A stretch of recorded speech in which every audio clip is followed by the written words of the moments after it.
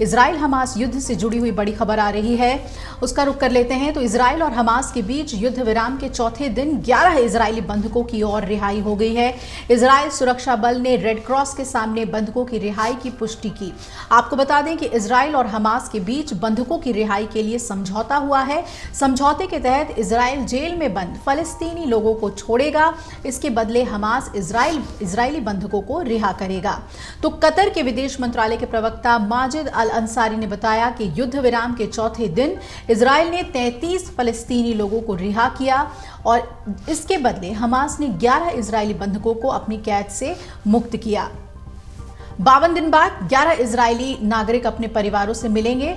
जो 5 परिवार जो 11 बंधकों की पहचान हुई है, ये 5 परिवार के लोग हैं। इनके बारे में आपको जानकारी देते हैं कि क्यूनियो परिवार है जो कि रिहा हुआ है। शेरोन अलोनी क्यूनियो 33 साल की, एम्मा क्यूनियो 3 साल की और यूली क्यूनियो 3 साल के रिहा हुए हैं। वही एम्मा यूली के पिता डेविड क्यूनियो अभी भी हमास की कैद में है, यानी पहले महिलाओं और बच्चों को रिहा किया जा रहा है। इसके बाद एक और परिवार रिहा हुआ है, एंगल परिवार। करीना एंगल बाट 51 साल की, मीका एंगल 18 साल की, युवल एंगल 10 साल के रिहा हो गए हैं। मीका और युवल के पिता रोनेल एंगल अब भी बंधक हैं। दूसरी तरफ काल्डेरोन परिवार भी रिहा हुआ है। सहर काल्डेरोन जो 16 साल की हैं, एरेज काल्डेरोन 12 साल की रिहा हुए हैं। उनके पिता ऑफर कोल्डेरन फिलहाल बंधक ही हैं। इसके बाद याकोब परिवार भी रिहा हुआ है।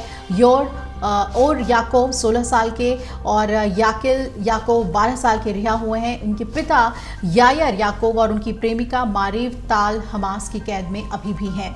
वहीं दूसरी तरफ याहलोमी परिवार भी रिहा हुआ है। एईता याहलोमी 12 साल की रिहा हुई है। उसके पिता ओहद याहलोमी को आतंकियों ने अभी भी बंधक बनाया हुआ है। इधर अमेरिकी बंधक नागरिकों के परिजनों ने अंतर्राष्ट्रीय समुदाय पर दबाव बनाने के लिए अमेरिकी रेड क्रॉस राष्ट्रीय मुख्यालय के बाहर इकट्ठा होकर प्रदर्शन किया और मांग की कि जल्द से जल्द उनके परिवार के सदस्यों की रिहाई हो।